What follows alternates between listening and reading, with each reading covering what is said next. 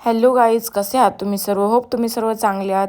हा व्हिडिओ भरपूर लेट येत आहे बिकॉज ऑफ मला छोटं बेबी सांभाळून एडिटिंग करून व्हॉइस ओव्हर करायला लागतं. आणि मी व्लॉगिंगमध्ये याच्यासाठी व्हॉइस ओव्हर करते बिकॉज ऑफ मला अजून कॉन्फिडंट नाही आला आहे व्लॉग शूट करताना. स्वतः बोलून व्लॉग शूट करायचं. जेव्हा मी कॉन्फिडंट होईल तेव्हा मी नक्कीच तसं शूट करेल. आणि आज आमचा दिवस होता पहिला. इथे आल्यानंतर पहिली सकाळ होती आणि मस्तपैकी इथे पुरणपोळी लाटत बसली होती मम्मी, माझी मामी आणि ते सगळे. पुरणपोळीचा कार्यक्रम होता. आज देवीला नैवेद्य द्यायला जायचं होतं आम्हाला खाली, त्याच्यामुळं सगळेच रेडी होत होते आणि मी पण जाणार आहे आता खाली नैवेद्य दाखवायला माझ्या मावशीसोबत. आणि मम्मी मला फोन करूनच देऊन बघत होती, कारण की मी असं बोलली होती की आई तर पीठ रेडी करून दिल्यानंतर आहे ना पुरणपोळी ते कोणी पण लाटू शकतं, पण मला ते येत नाही म्हणून मी काय लाटत नाही. इथं दूध गरम होत आहे हांडीभर आणि ते मस्तपैकी ते असतं ना आमटी तयार होत आहे साईडच्या चुलीवर. आणि मस्त आम्ही द्यायला आलो होतो इथं नैवेद्य. सगळ्या मंदिरांना नैवेद्य दाखवलं आणि खूप दिवसानंतर आलो होतो गावी, एक 6-7 वर्षानंतर. त्याच्यामुळे सगळं बघायला एकदम डिफरंट वाटत होतं. आणि इथं आमची नवरीबाई काढताय मेहंदी. सगळे लाडू आणि मस्त तयार झाली. आम्हाला जायचं होतं पालखीला. लाडूला करून घेतलं तयार आणि ती एकदम तयार होऊन एकदम सगळ्यांना बोलते की तुम्ही लवकर लवकर तयार व्हा, काय टाईमपास करताय. आणि इथं बघा हे हिरो लोक कसे तयार होतात ते. आणि मी म्हटलं की चला आता मी रेडी होऊन निघते.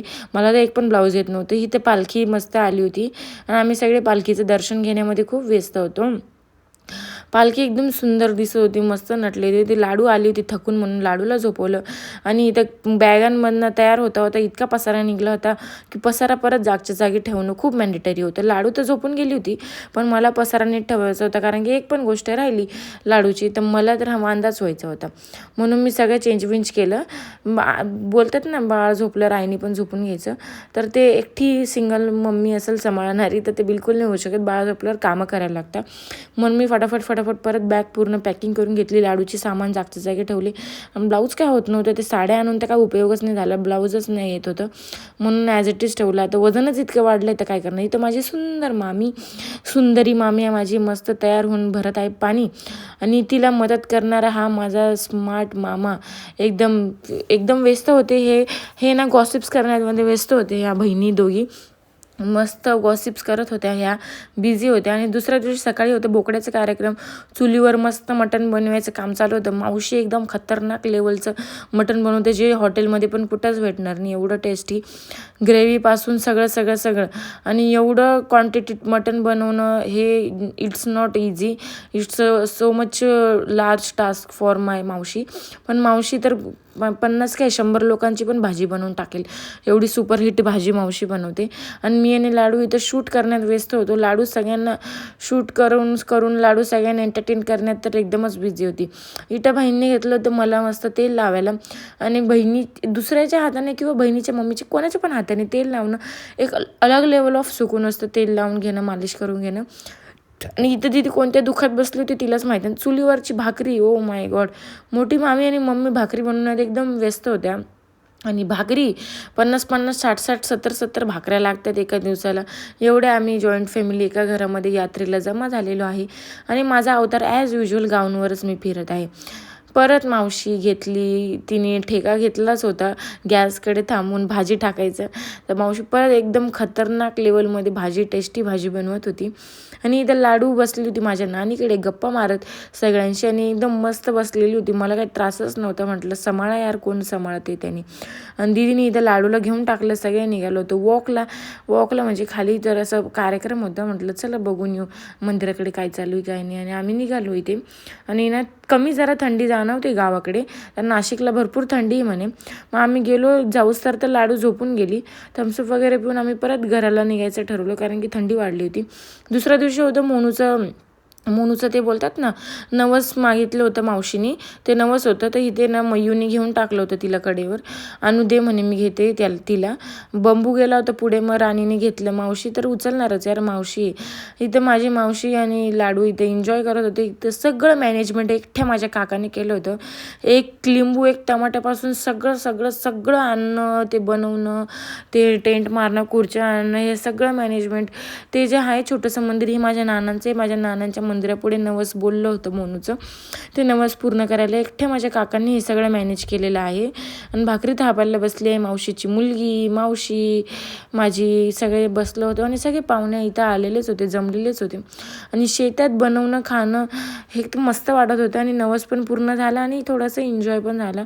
मग नंतरून आलं नैवेद्य दाखवायचं नानांना, त्याची बारी, नैवेद्य वगैरे दाखवलं आणि सगळे परत निघाले घराला जाताना एवढ्या खडबुड्या रस्त्यातनं जोपर्यंत मावशी धरू शकत होती तोपर्यंत माझ्या मावशीने धरलं लाडूला आणि एकदम पळत चालली ती लाडू तुरु तुरु तुरु तुरु. आणि गावाकडचं इन्व्हायरमेंट म्हटलं की एकदम सुंदर, अतिसुंदर, त्याची सुंदरताची लेवलच आउट ऑफ लेवल, एकदम सुंदर असं वातावरण झालं होतं.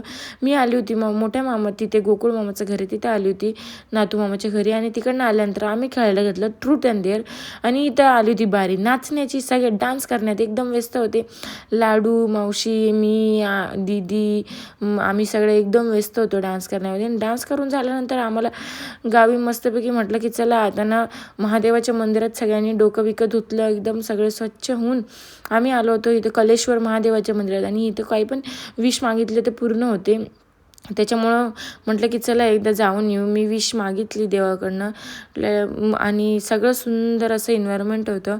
ही महादेवाची पिंड आहे मस्त इथे मोठी आणि नागदेवता आहे आणि ते पण मंदिर एकदम क्लीन, एकदम स्वच्छ दिसत होतं, एकदम सुंदर महादेवाचं मंदिर आहे. प्रदोषचं मंदिर आहे ना त्या टाईपमध्ये मंदिर आहे आणि एकदम सुंदर असं मंदिर, स्वच्छ परिसर. आणि लाडू पण एकदम खुश झाली होती.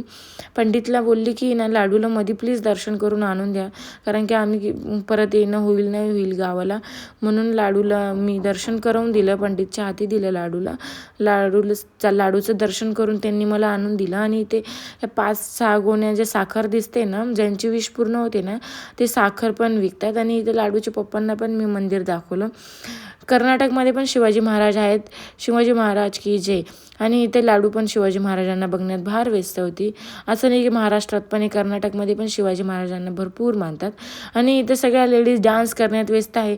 एवढं थकतात कामं करून तरी एनर्जी लेवल बिकॉज संपत नाही, बिकॉज ऑफ सगळे एकत्र आल्यानंतरूनच एन्जॉय करता येतो. असं एकटं कोणी आपापल्या घरी तर नाचणार नाही, म्हणून म्हटलं की चला सगळे नाचून घेऊया. आणि सगळे लहान मोठे म्हातारे यंग बिंग सगळे मिडल एजवाले सगळे छोटे बिटे सगळे नाचायला लागले होते. आणि लाडू आणि मी मस्त शूट करण्यात व्यस्त होतो.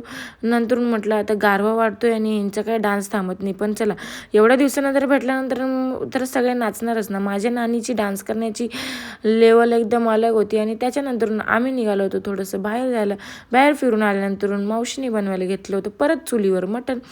आणि चुलीवर मटण बनवणं भाई मावशी माझी एवढी प्रो मॅक्स आहे की बस कधी. मग आम्ही पण चूल रूममध्ये मावशीची गप्पा मारत बसलो होतो आणि इथे आम्ही मस्तपैकी बसलो शेकोटी करत लाडूला घेऊन शेकोटी करणं म्हणजे एकदम सुकून देत होतं. सगळे शेकोटी करत बसलो आणि आम्ही निघालो होतो मामीच्या घरी फिरण्यासाठी. हे आहे माझ्या मोठ्या मामीचं घर. एकदम आम्ही फिरत मामीच्या घरून रिटर्न घरी आलो. आणि असं काहीचं मॉर्निंग होती, आम्ही घरी जायची. आज लास्ट डेट होता आमचं इथं थांबायचं कर्नाटकमध्ये. इथून आम्ही आता निघत आहोत नाशिकला. आणि नाशिकचं निघाल्यानंतरून आम्ही गाडीमध्ये आम्हाला एकदम सॅड फील होत होतं. कधी 8 दिवस गेले की समजलंच नाही. आणि गाडी एवढी पॅक झाली ती सामानांनी का गाडीच पंक्चर झाली. मग इथं आम्ही स्टे करून मस्तपैकी